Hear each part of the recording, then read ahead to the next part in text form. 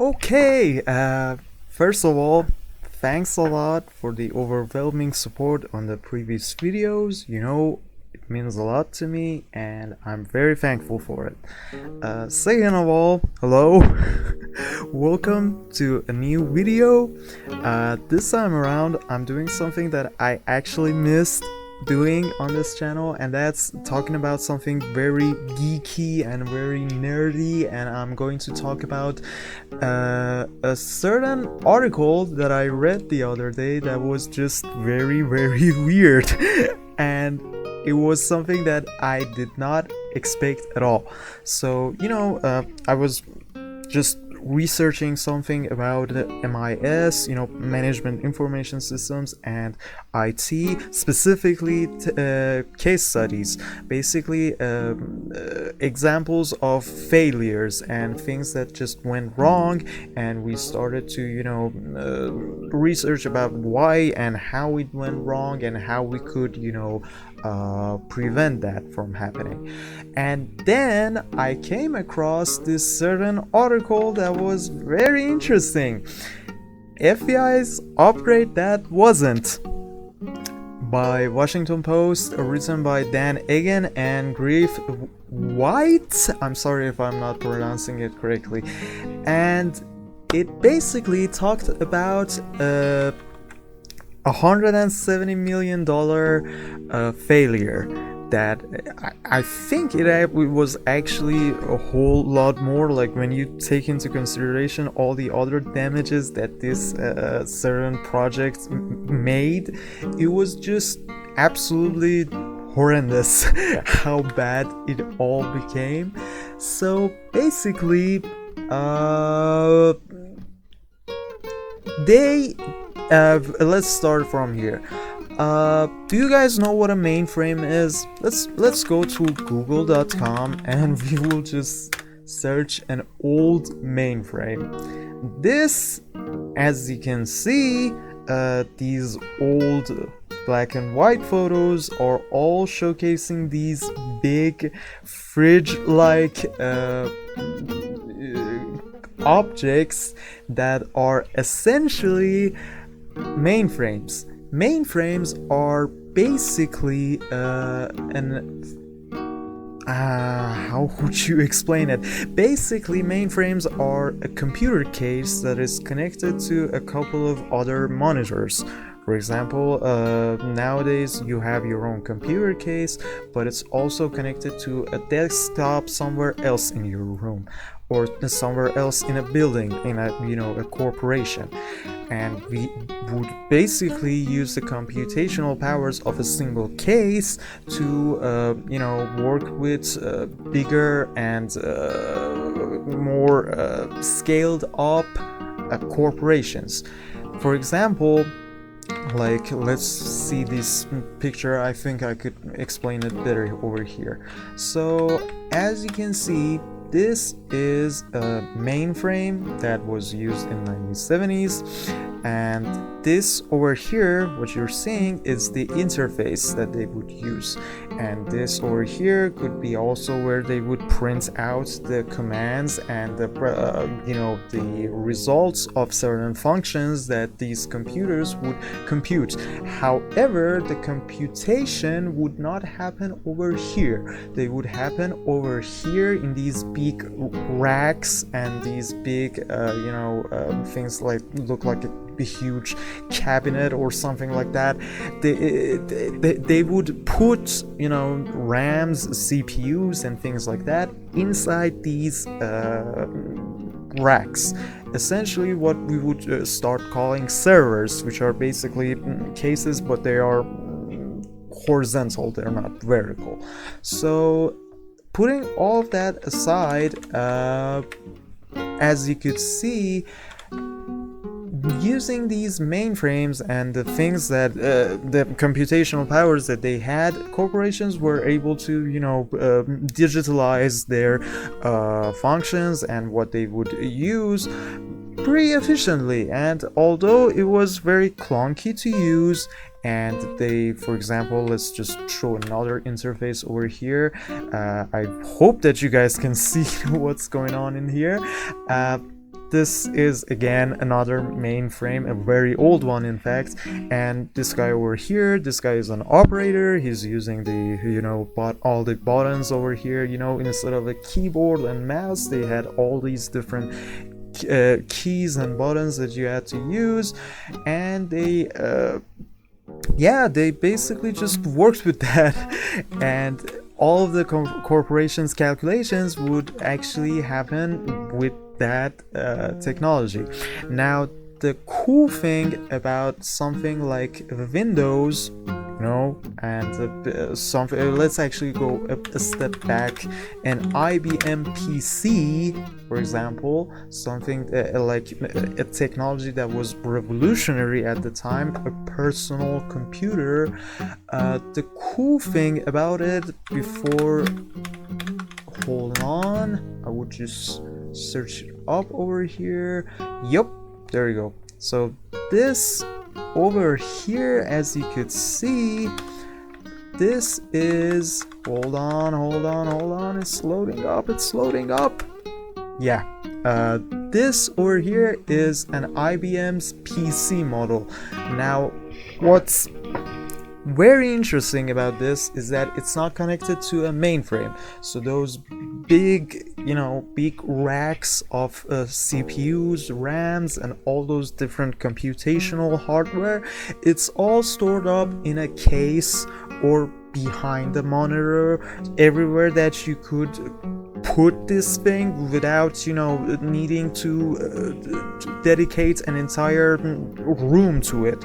So yeah, this is revolutionary. This is a step forward. This is basically creating CPUs and RAMs and things like that manage to compute things in a very small storage.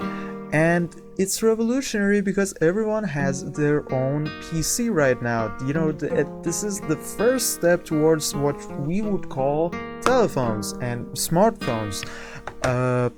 It has a keyboard instead of that big old, what you would call an interface. And as you can see, it has a green screen that I will talk about. In fact, I think I can actually bring it up over here in my own PC as well. So basically the IBM PC was a step forward from mainframes, and all of this happened during 1970s or 1980s or things like that. It didn't really take a long time before people just ditched mainframes completely, and everyone started to use their own personal computers. Nowadays, for example, we have things like servers, and servers are accessible via an internet connection. You don't really need to change things. You don't really need to, for example, connect your PC via a cable to a server or something like that. You could even calculate something via cloud computing, which is an entirely off-topic thing. I will not enter that, but let's just show you what green screen interface looks like, because I'm sure a lot of you have not seen something like this. So this over here, this is the command prompts. This is the closest thing that you could work with beside that closest thing to DOS and the operating system that a lot of IBM personal computers used, and probably some mainframes as well. And I'm just gonna zoom in a bit, and the color is nowadays black and white, but back in the day it was probably, yeah, that's it. And it would look like this. It would look green. And for example, I wanted to do something with my PC. I would, for example, search help, and it would bring some information for commands and different things that I could do. For example, if I wanted to see what time it is, you know, that little, as you can see over here, we have the time and dates and everything right down in the top, in the bottom right corner. I had to, back in the day, type in time and then hit enter, and then I would see the new time. And then I would, for example, close that. And for example, I don't know, I wanted to see dates, it would give me the current dates. And then I would, every time that I wanted to use something else, I had to press Control C to get out of that program and then start it off again. So now for example, I mean, Python wasn't invented back in the day, but for example, I want to type something like a code or create an app or something like that. I would say something like Python P, I suppose. Nope. I would say I would like to, yep, there you go, pi. So now I have entered pi, which is where I can start writing Python codes and enable, you know, different functions and things that Python code uses. For example, I can just easily say print hello, yeah, hello world, and there we go, and I hit enter, and yeah, it prints out hello world. For example, I could say input, give me a number, and it basically, yeah, I can now enter a number, and I will say 2, and there you go. And this is it. This is how you would basically enter code and things like that. There's no way pretty much to let's say for example, if I wanted to see some help, nope, Python H, nope, it does not work. And what if I wanted to, nope, nope, nope. As you can see, getting out of this thing is a headache. So trying to, you know, write code inside of this compared to something like VS Code or things or other things is a pain in the ass. I'm not gonna sugarcoat it. It's really a huge pain in the ass, and there's very little ways to debug, and there's very little ways to interact with what you're working with. So even though it was very late, like Windows 95 came out back in the day, Windows 98, Windows Me, all these different graphical interface driven operating systems came out back in the day. They all had different colors, they had different icons, you could use a mouse, you could type in some easier commands, and they were very fancy. Even though all of those existed, FBI never really upgraded to any of those. They installed, as you can see over here, I'll just show you the article right quick. Yup, they basically used the same technology that was used in those very old times, and it was absolutely obsolete. As you can see over here, they used green screens that you would use keyboards, and it would not display any graphics, photos, or scanned copies or anything of the sort. As you saw just then, CMD does not show you any photos, it does not show you anything graphical. It rarely even has different colors to begin with. So photos, PDF files, or anything of the sort is just out of the question. No audio files, no nothing. you also couldn't give out internet emails, as you could see over here. So basically communication and all these different interactive abilities between different agents and different sectors inside of the country, it was absolutely out of the question.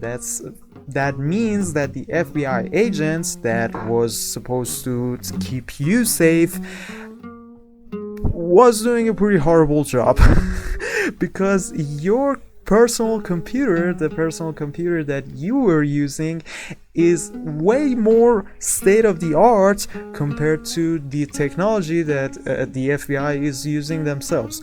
Uploading a single document would, as you can see over here, take 12 steps or something like that. And you couldn't basically click anything, you couldn't do anything easily. So rightfully so, they decided that it's probably time that we would start and change some, change some ways for our operating system. So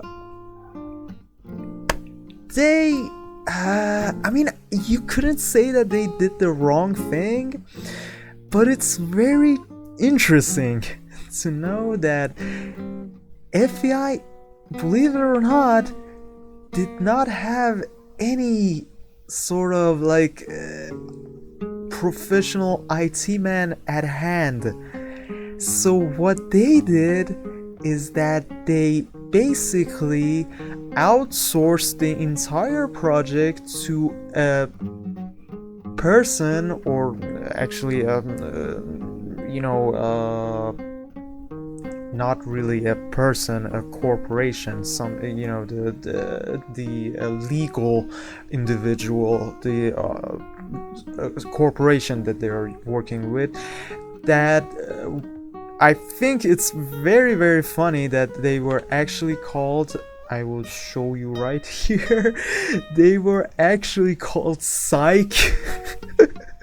So their name was actually SAIC, or Psych, I would like to call it.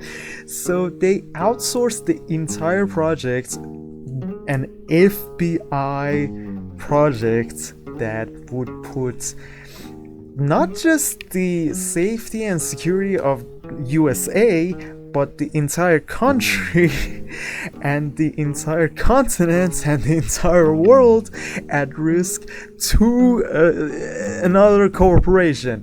And they basically signed a contract that gave them some money, and they said, okay, here you go, we have no clue how we're gonna do this, so please just make a virtual case file for us, which we would know as VCF.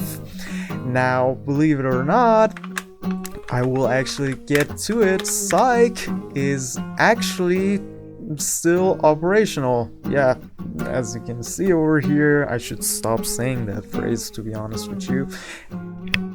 This is the Psych website, and you can still talk to them, you can still contact them and sign contracts. These guys managed to legally, and I'm not kidding, legally bamboozle and commit legal fraud with the FBI. So basically, they said FBI went out to Psych and said that, okay, look, we don't know how to upgrade our computer systems.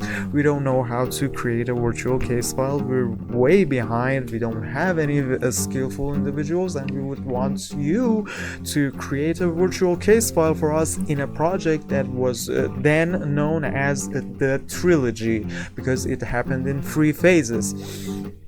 And since they were so far behind the entire technology and the state-of-the-art scientific programs at the time for data science and all of the different things that happened during the 1980s and 1990s, which I'm sure a lot of you are aware, Windows came around, Apple was struggling, and there was also different programming languages coming up, internet was a thing, and FBI was behind all of that.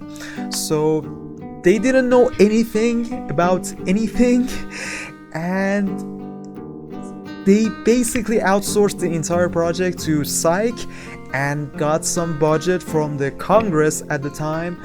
And then Psych said that, okay, this is not going to be that difficult, this is way too trivial, so we're gonna work on it. Now what happened, unfortunately, is that it was 2001, and we all know what happened in 2001. So the 9/11 attacks happened, and then this individuals, as you can see over here, I said that again, I should stop saying that. They panicked, absolutely panicked. They could not get their heads straight. They were under huge pressure to create something that would help them find the perpetrators of the 9/11 attacks that happened in 2001. So they were under pressure from the Congress, from the presidency of the time, and everything like that, and they kept on giving more and more and more money to again, I'm showing you another case study that also proved that this 9/11 attacks and things like that really did affect this trilogy project that they were working on. This was addressed in plenty of different reports and different case studies, as you can see over here. Again, I said that word, take a shot every time I say it. Okay, so they basically paid millions and millions of dollars to be able to do some trivial things, but Psych did not do any of that because of they were promising that agents would be able to take copies of their cases. The program had to have some common features like bookmarking, histories, and navigation through files. There was no way to sort data, so for example, nowadays you have folders for your different files, or inside of that folders you can sort files by the date that they were added, or their size, or the type of file that is inside of those folders. None of that happened, and there were so many bugs, so many different issues that was absolutely just destroyed the entire project. They could not do anything. It was completely useless. And to think that the FBI, because of all the pressure that they were under, they wanted to switch into this new operating system and this new virtual case file system, as they would like to call it, without any backup plans. It was a complete flash cut out or flash cut over strategy. Basically, it means that we ditch all the hardware, we ditch all the software, we ditch everything completely, and then we switch into another operating system or whatever that we're working on. So if they couldn't come up with any solutions for virtual case file before the strategy was executed, they basically would lose hundreds, if not millions, of files and text documents of the entire country and its foreign affairs in matter of seconds, because they would ditch all of that and all of that would be lost, and they would switch over to another program that did not work at all. So what went wrong? What was the problem here, and what did they do? They also wondered what went wrong, and they again paid millions of dollars, $2 million to another corporation because they were inadequate in understanding what the hell was wrong with their project. They asked Aerospace Corp and paid them $2 million to give them a 380-page report that basically said that this project is not gonna work. Ditch the entire thing. And this is beyond saving at this point. There's no way that we can fix anything in this project. And it was all, cancelled out when someone called Patton, who works in SAIC, or Psych for short. He basically whistleblowed the entire thing. Matthew Patton, sorry for that. Matthew Patton basically whistleblowed the entire project and said that they are burning money. Nobody's taking this operation seriously in Psych, and nobody's doing anything to stop the whole budget loss, and that basically pressured FBI into canceling it in around 2005, and they started to, kill VCF and work on a project again. So FBI couldn't do anything about 9/11 attacks at the time because they didn't have any functional case file system. What went wrong was a thing that, later on in other different case studies and things like that, we started to call them malfunctioning programming architecture, and a lack of communication between the customer and the service provider, which is also known as a customer that is not very intelligent, or dumb customers as opposed to intelligent customers. It basically means that your customer has no clue about what they want to work with. They have no idea of how to fix how the system operates, how to moderate it, how to manage it, how to police the operation. They have no clue about anything. So they just come up to you and they say that I just want this thing fixed. I want this system to be executed, and I want it to work properly.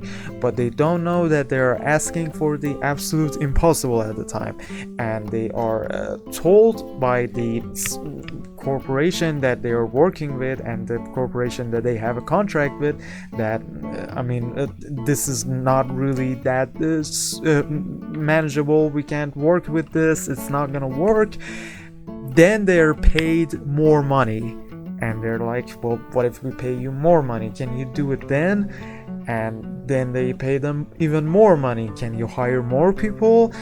Even though it's not gonna work that way. It just doesn't happen like that. And they just kept paying Psych over and over and over again, and Psych did absolutely nothing to fix the project because they just, I mean, like, what could you do? The main issue with the project, as I just told you, is the enterprise architecture was absolutely non-existent. They had no proper view of the goals that they had and the mission that the project needed to successfully operate. They did not know what they wanted out of this technology, and they just know that we want this to happen. The flash cutover, again, as I just told you, is also a pretty huge mistake for an operation like this.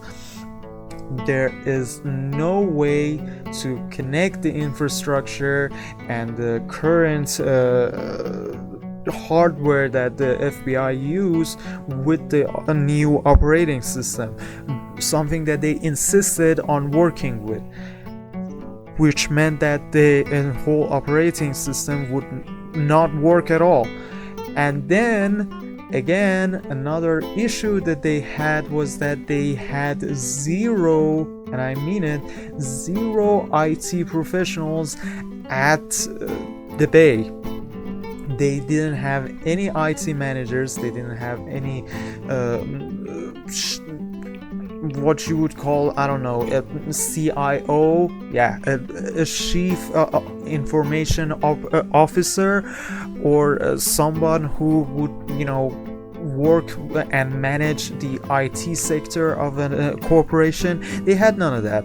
So that basically meant that they had no one that could communicate properly what are the targets and what are the goals of this operation. So again, this is a part of another research called Chaos. They basically ticked all of these factors for challenge projects. They ticked all of these off. Like, they had technology incompetence, check.